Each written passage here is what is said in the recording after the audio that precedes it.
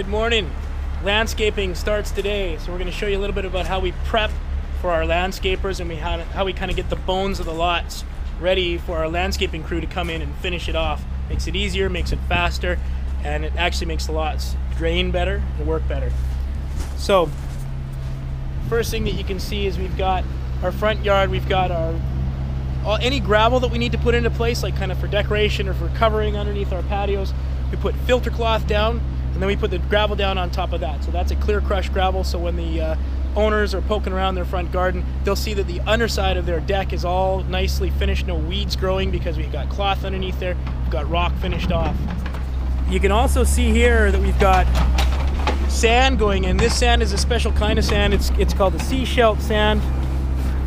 Comes from a little town called Seashell, and it's a more granular sand. You can actually see it's a very granular sand and that it drains very well. So we like to use that when we top coat all of our lots because it really allows the property to drain well.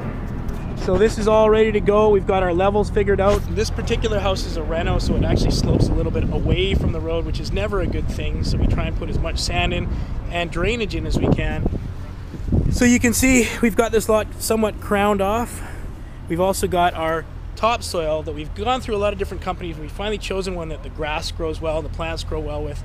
So we've got a load of high quality topsoil in. We'll use that for bedding as well. If you walk around the side here again, you can see we've got our gravel in place underneath the decks, and we're just starting to prep the back. So in the back here we've got patio areas and we've got parking areas marked out.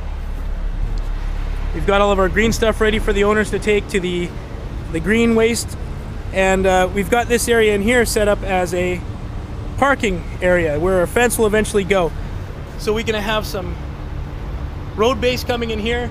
You can see around the corner there behind me, we've already got some more clear crushed gravel, and that's to go into underneath boxes, downsides of houses, things like that. So our yard, once we drop off and level the rest of the sand, will be ready for landscaping.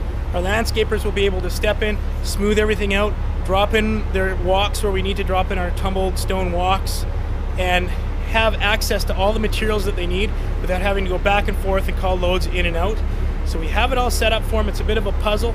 We also have the levels set up so that the lot is at the proper height to allow for drainage and to allow for exposure of the house as per code, and frost protection for the footings. So we got 2 more loads of sand coming, 1 to 2 more loads of topsoil coming back here, some road base, and other than that we'll be ready to go for our landscapers. We'll start in a day and a half. Show you some more soon.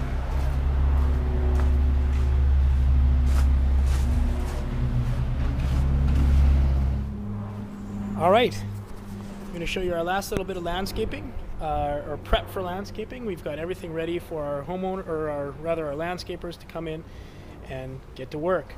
So what we've done, you can see, is we've gone around the lot now that it's all level, and we've marked out where we need things. So we've got a raised bed going in here, fence going in here, no gate, gardens going in here.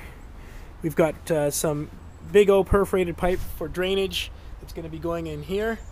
And you can see I've got it marked out right out to the front walk.